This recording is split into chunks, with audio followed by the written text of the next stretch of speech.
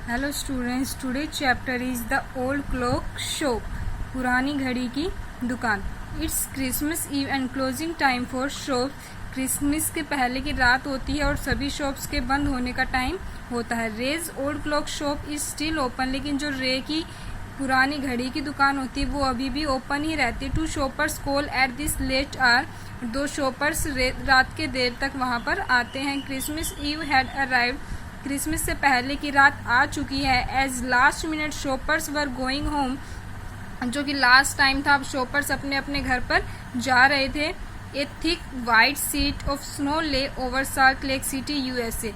अब जो यूएसए की सिटी है सॉल्ट लेक, उसके ऊपर एक मोटी सफ़ेद कलर की बर्फ़ की परत जमी हुई होती है। यार the lights were still burning in the old clock shop. अभी जो ओल्ड क्लॉक शॉप है, पुरानी घड़ी की दुकान है, उसमें लाइट्स अभी भी जल रही होती है। As rates old deaf owner worked on a clock he had sold that day. जो कि उसके ओनर होते हैं वो एक ओल्ड पर्सन होते हैं, डीफ होते हैं मीन्स बहरे होते हैं, उन्हें सुनाई नहीं देता है, जिनका नाम रे है। वो अपने दिन की पूरी कमाई कर चुके होते हैं, मीन्स उस दिन उनको जितनी भी सेल करनी थी वो सारी सेल कर चुके होते हैं।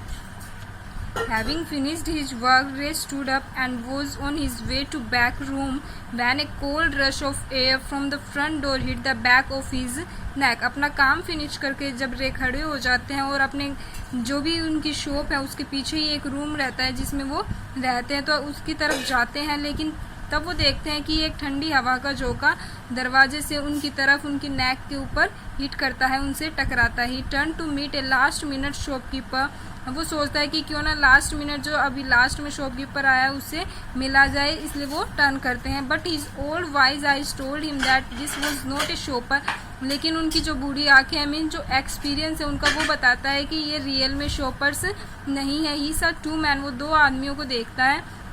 One in his 20s, the other closer to 50, जिसमें से एक जो है वो तो 20 की एज में होता है और एक 50 के क्रॉस होता है। The younger man remained at the door, और जो 20 की एज में है, जो छोटा है, वो दरवाजे के पास ही रह जाता है।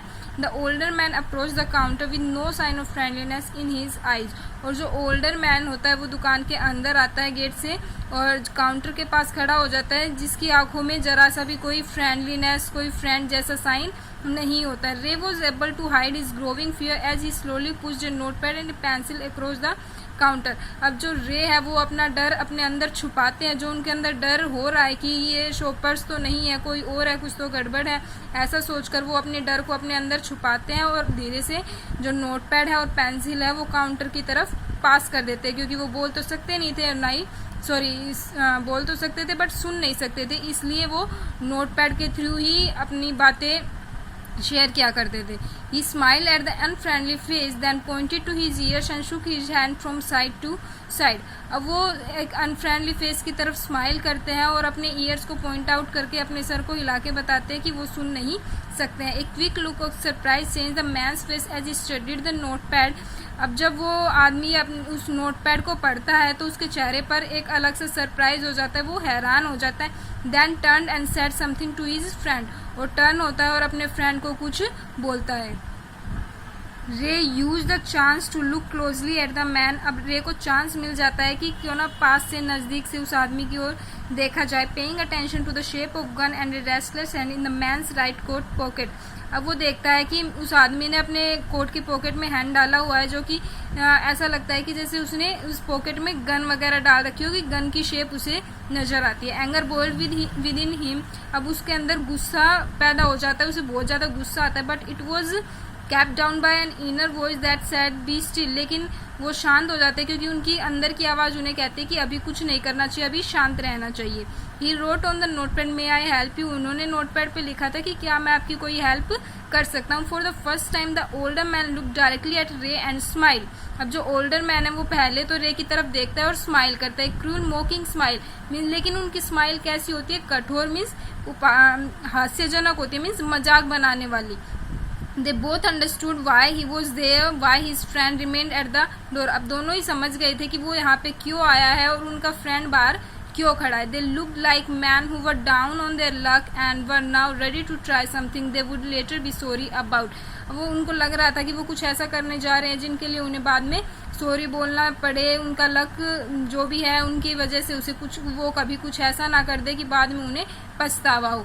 रे knows that his visitors are in need. अब रे जानता था कि जो विजिटर्स है, जो शॉपर्स उसकी शॉप पे आए हैं, वो किसी ज़रूरत से ही आए हैं, उनको किसी चीज़ की ज़रूरत है। He accepts an old watch in exchange for a good sum of money.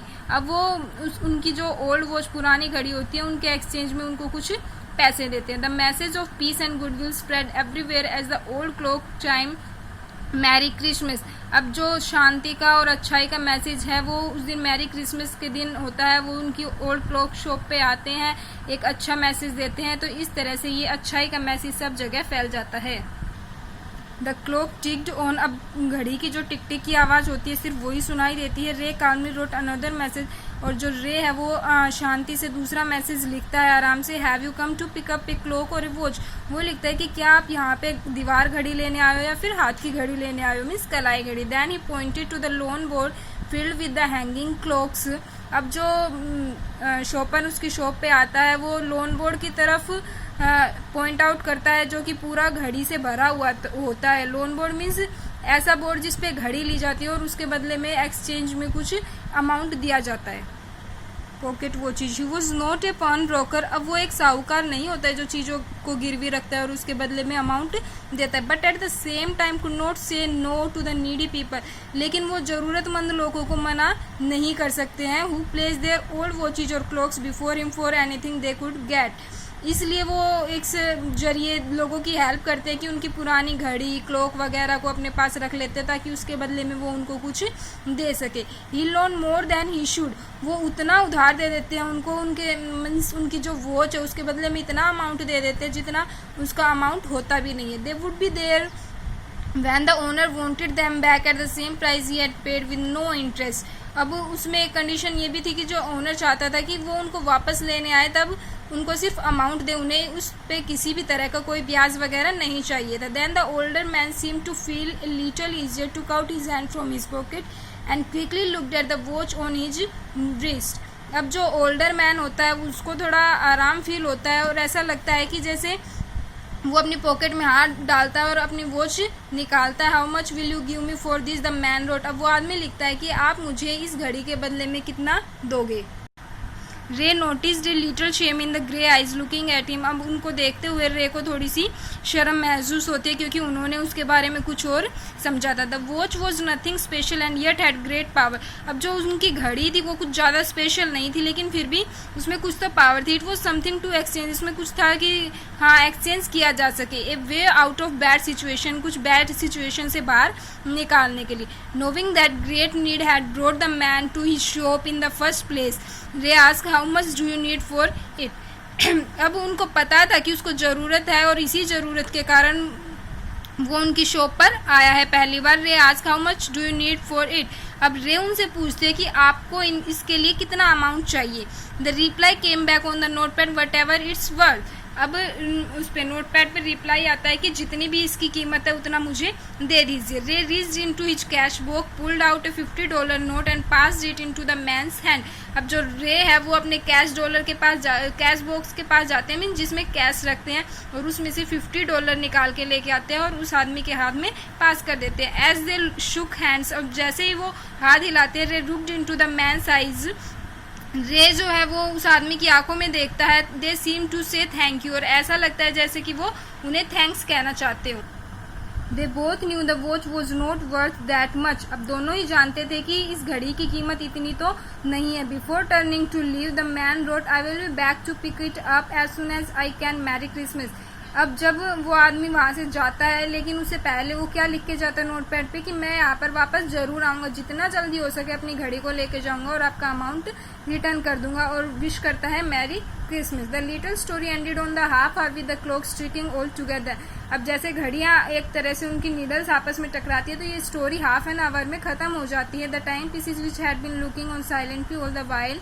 और जो टाइम पीसेज जो घड़ियाँ थी हमेशा शांत सी लगती थी उसको, rang out the time with such feeling that even Ray thought he could hear them. और इस तरह से वो रैंग आउट करती है कि रे को ऐसा लगता है कि जैसे वो खुद भी उनको फील कर पा रहा है, खुद भी उनको सुन पा रहा है। Their sweet musical message was filled with hope. जो घड़ी की टिक टिक से जो स्वीट वॉइस आती है, म्यूजिकल मैसेज होता है, वो पूरी तरह से होप से भरा हुआ था। The timeless message of piece on earth, goodwill towards all was failed by the 3 men who stood in the old clock shop. जो टाइमलेस मैसेज था, मीन्स अर्थ पे पीस होनी चाहिए, शांति, अच्छाई का चारों तरफ, वो उन तीनों लोगों ने वहां पर ओल्ड क्लॉक में खड़े होके फील किया।